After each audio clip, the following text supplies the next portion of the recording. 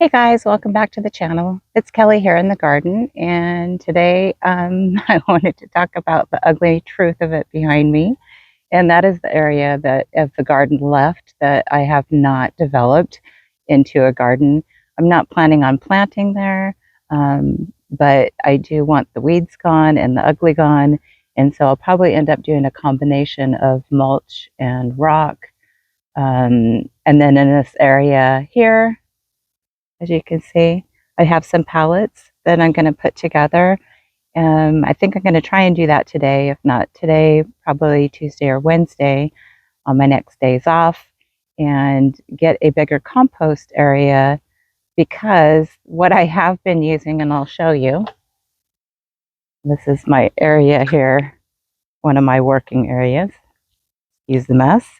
But I have been using this right here, and that is currently my compost area under where those plants are. And it's not a very big area, and something that I quickly found out in the first year of gardening and composting is that you need bigger. Don't do small, start with big.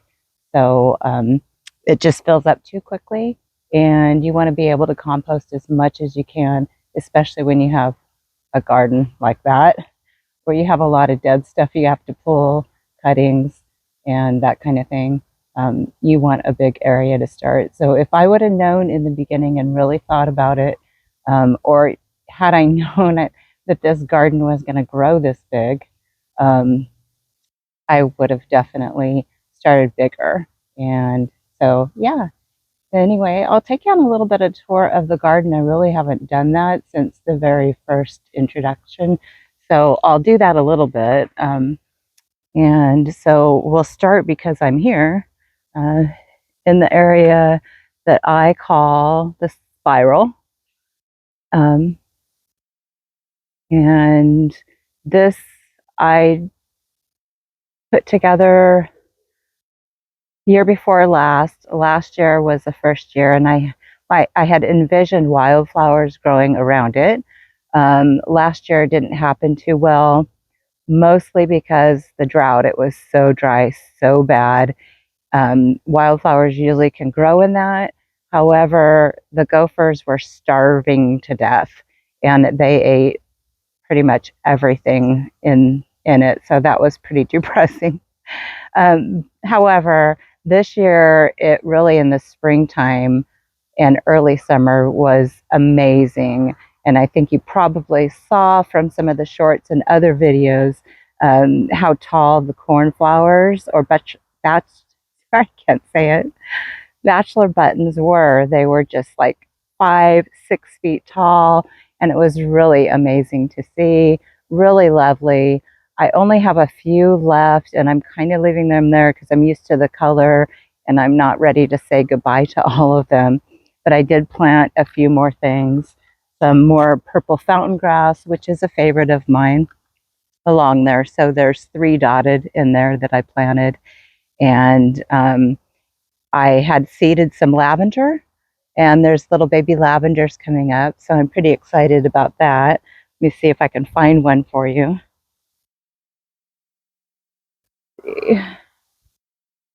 So I've got a little baby lavender right there, and then they're dotted all around the spiral as well. So hopefully they do well.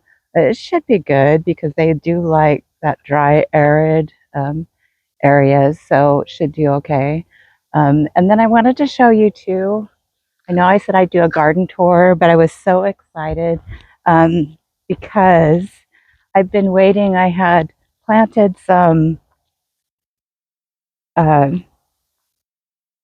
from seed. I started some hollyhocks. It was my first time, and they bloomed for the first time um, yesterday. So I don't know if you could see that. That's There it is. So unfortunately, I'm going to have to cover it with some bird netting, because the deer will get to it, and that's the only way I've found. The sprays don't work. Nothing's worked so far as discouraging them from eating the flowers on the daisies. So I'm going to protect that with some bird netting. That seems to work because I don't like to mess with it. And then I haven't shown you the farm, what I call the farm.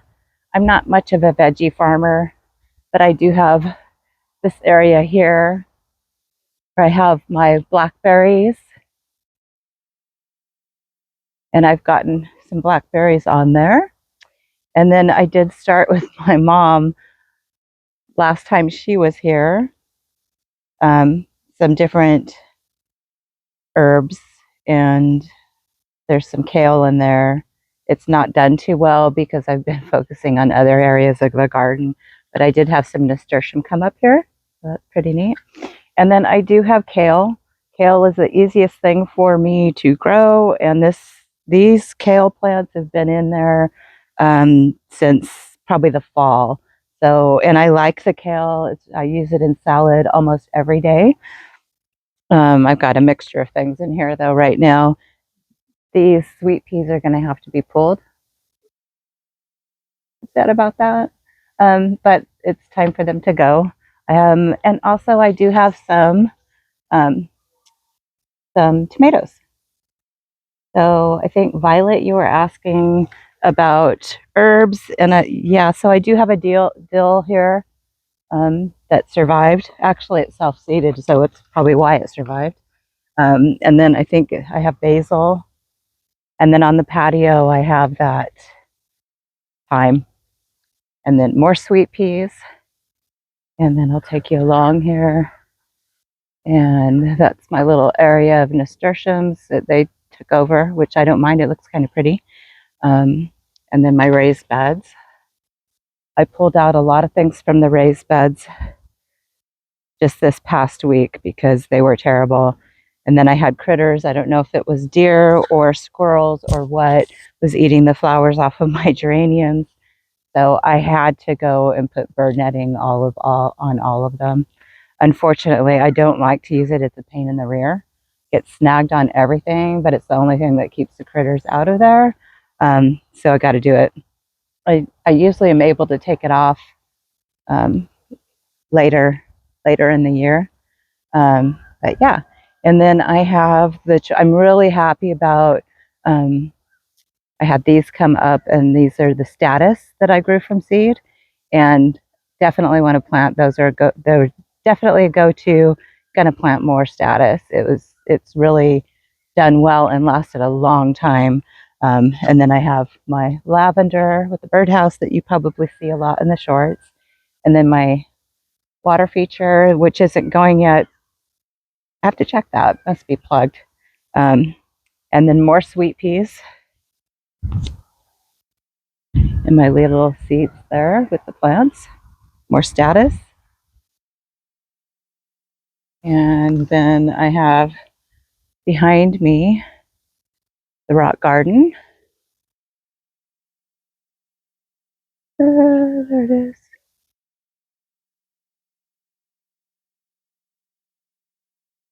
Oh yeah, this is the garden, and the perimeter here, I just have a big wide rock because there may be the chance that in order to get to the well of the house or septic, it may need to be driven on sometime in the future. Hopefully not, but it's a possibility. So just wanted to do pretty simple here so it could be driven on if it needs to be. And then again, different view of the mini rock garden and the rock garden there. And then I just have this pathway, and this is kind of a mess because it's a working garden. So this is just, I made these planters out of barrel wood. Um, I am a repurposed gardener. And then I do have things that like a lot of water, so I keep them in a tray of water and kind of just cycle through what goes in the tray and get soaked from the roots.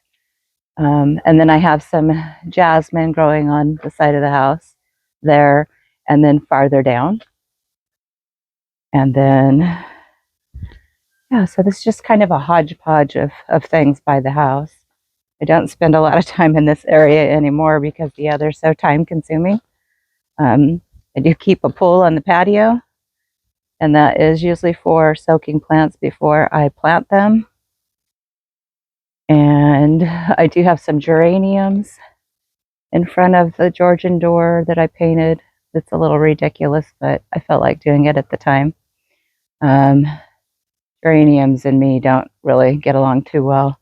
I find they're fussy. I know they're supposed to be easy, and I do get them to propagate easily from cuttings, but they seem picky. Like they don't like water on them.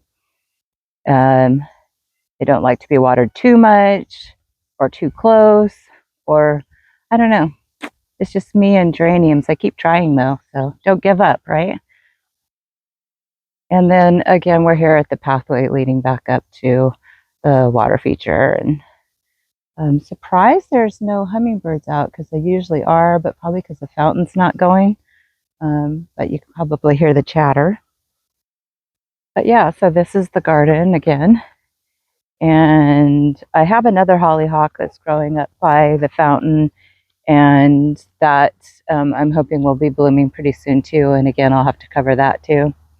And then I just pulled my alliums that I had, the and I have them hung up to dry here under the umbrella. I don't know if you can see that. So I'd like to save the seeds. I know it takes a couple of years for those seeds to develop into actual plants where you're going to get flowers from them. But I think it's worth it.